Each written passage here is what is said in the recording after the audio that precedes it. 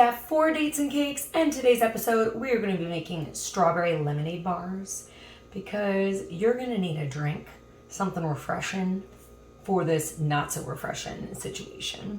It's not even a ship. Sail away. You know, sometimes I gotta think that these guys are doing me a favor. We creamed butter and sugar to make our crust. Then we are going to add some flour because he's not bringing you any. So I met this guy at the Hotel Motel Holiday Inn. Not exactly that brand, but kind of that way. And he should have been the breakfast welcome committee. I really thought he was because he was more outgoing than a cheer mom of toddlers. And he just was so like, yeah, sit here. Welcome to breakfast. Oh my gosh. Yeah, I'll just wait. That much emotion that early in the morning. So immediately the conversation was fun and exciting. And then I noticed his ring gleaming in the wind. He was like flirting up a storm, and I was like, well, isn't she the one that you can flirt with? And he was like, well, we're in an open, And he had a 6-month-old. Baby, that is hot off the press. Hot off the press.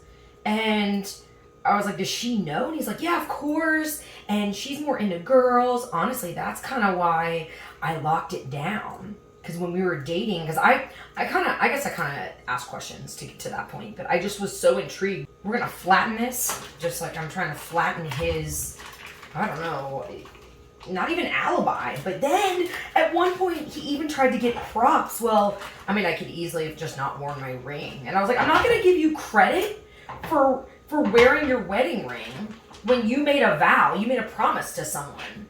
Ring any bells? Preferably wedding ones? But yeah, so we definitely had like a long chat and we closed breakfast down. At one point he added me on my Dates and Cakes as a subscriber, just in time for belated Mother's Day. Because at one point he even said that, well, yeah, he loves his wife, but he would never leave his kids, no matter how bad things got. And I'm like, so she gets the short end of the stick. So now that we're nice and baked, because that's the only way Dates and Cakes could really go through with something like this. It all stems from how he talked about he's from Texas, the same area I'm from, and knows someone that I know, which is wild because at this point we were in Maryland. Although his wife is a little fruity, I'm not.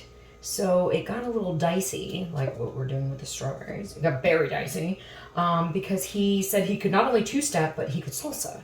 So, and I took salsa in college, and I love to two-step, and I miss that about Texas. He walked me to my floor on the elevator, which kind of defeats the purpose of an elevator if you think about it. And then he started to twirl me in like the elevator lobby outside of the doors on my floor. And he's like, well, let me take you to your room, blah, blah, blah. And we all know what happens if he goes there. We dance. So he put on Neon Moon by Brooks and Dunn. Thank you very much. And we two-stepped, and it was amazing. And he's actually really good. And he like twirled me around. And then once he put on reggaeton, I think that's when, well, he did salsa first.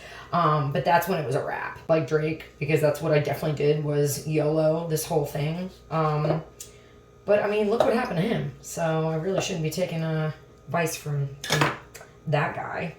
So we're going to add sugar because I think my mom was watching this and it's not going to get any sweeter. Zest of life is just living for the moment and all of that. No, it is not. And I definitely puckered at the, not advice, but like justification, I guess, that I told myself making out with a married man was, well, I'm not married. Girl, that is not how this works. That is not how this works. Jesus never sleeps. I'm drinking that juice, you know what I mean? So we have to fit 4 eggs in here. So as you can see, there's not enough room for the 2 of us. So I'm just gonna divide that out a little bit before we pour it into our beautiful bed that we made and now we must lie in. So, of course, his wife called while we were rendezvousing, and it was like as if nothing had happened kind of thing. And what did I expect? I knew he wasn't gonna like leave his wife or something like that. Great. But part of it, baby. This is really excelling at the dating game. Just after that, we made out a bit. Not salty that a married man unfollowed, I guess, me on my dating vlog. When life gives you lemons, you don't take someone else's lemonade. Do our last one with our last egg. But we're gonna bake this patty for some time, and that way I can think about what I've done. So it is no longer a compliment when someone says, oh, she dances her pants off. For Dates and Cakes, this is Steph. Until next time.